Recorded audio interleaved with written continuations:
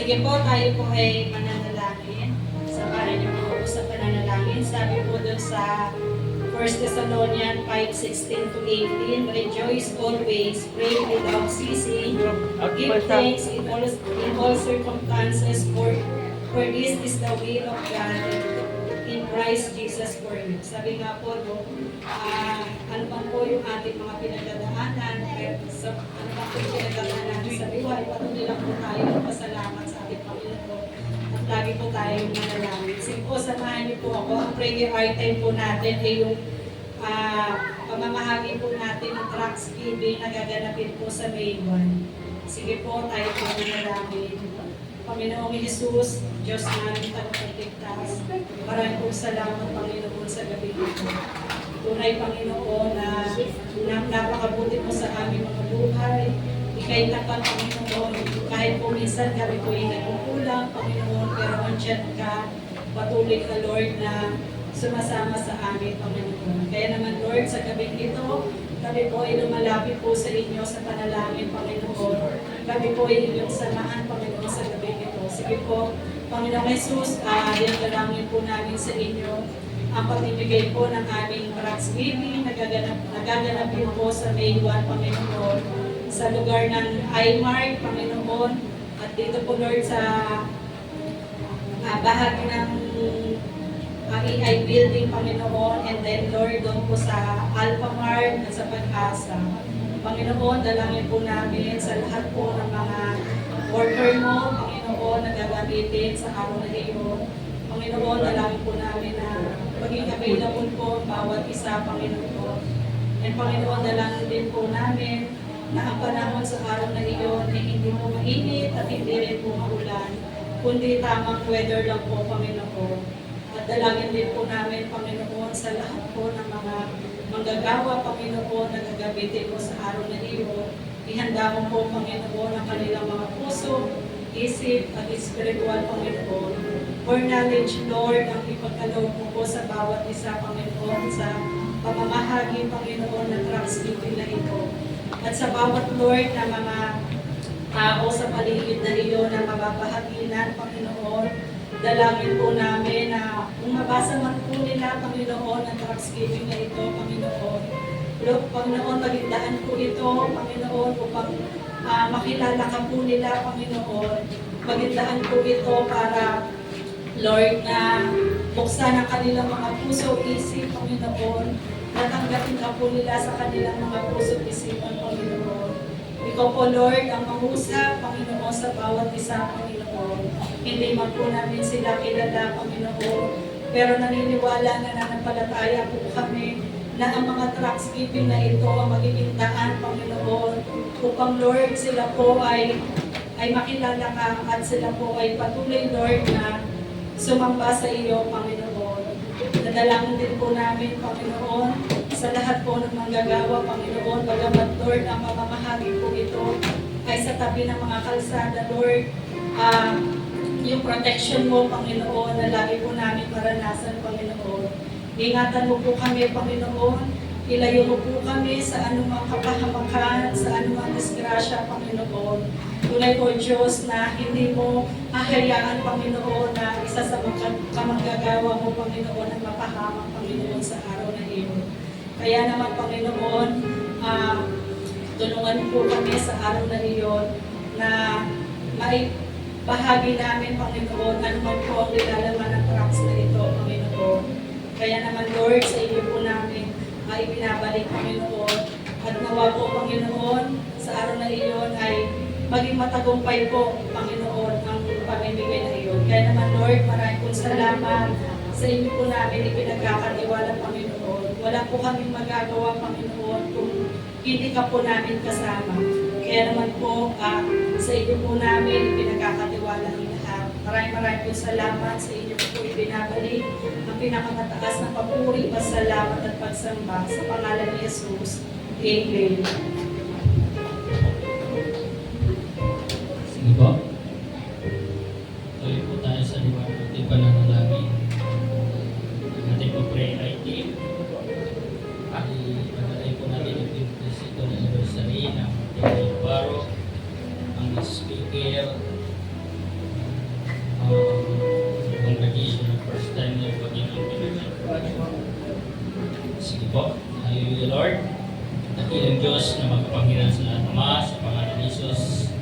Pinsa pa o Diyos, maraming salamat sa gabi ito na kami muli ay nagkasama-sama, Panginoon, upang dumulog at ilapit sa iyo, Panginoon, ang nalalapit na aming 22nd anniversary, Panginoon, sa lugar na ito.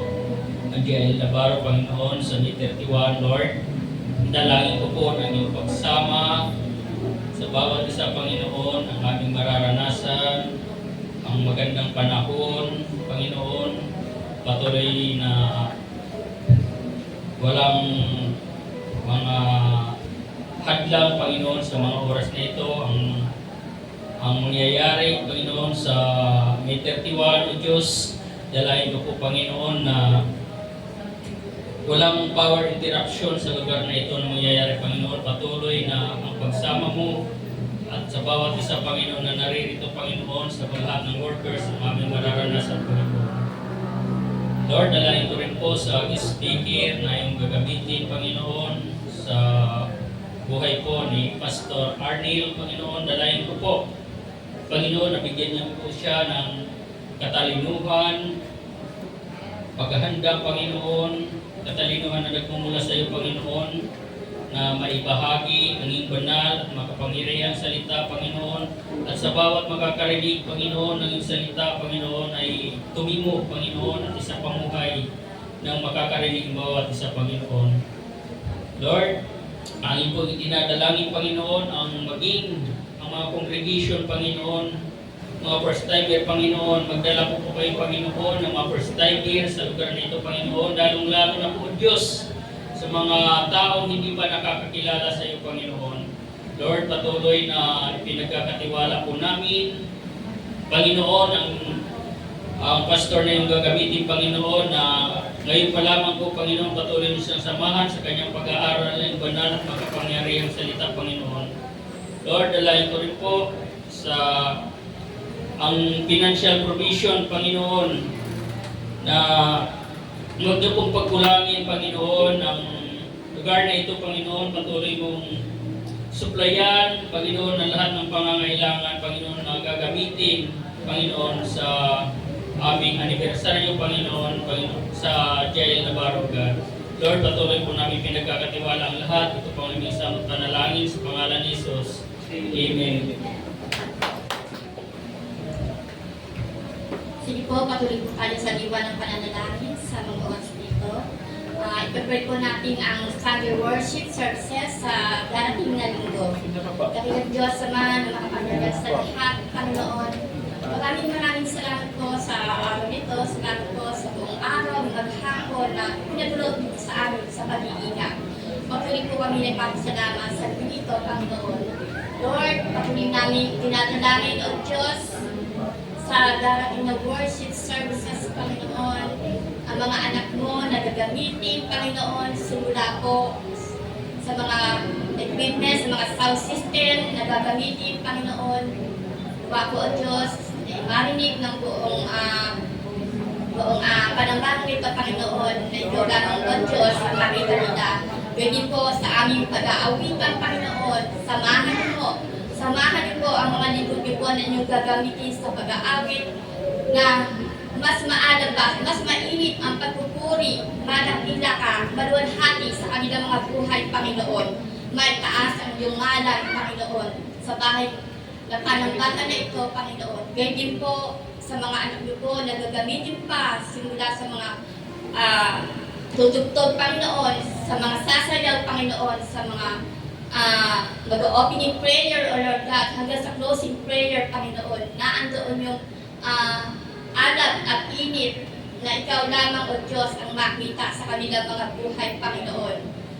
Lord, kayo din po, Panginoon, higit sa lahat sa iyong lingkod na inyong gagamitin, Panginoon, sa buhay po ng aming lingkod na inyong gagamitin, Panginoon.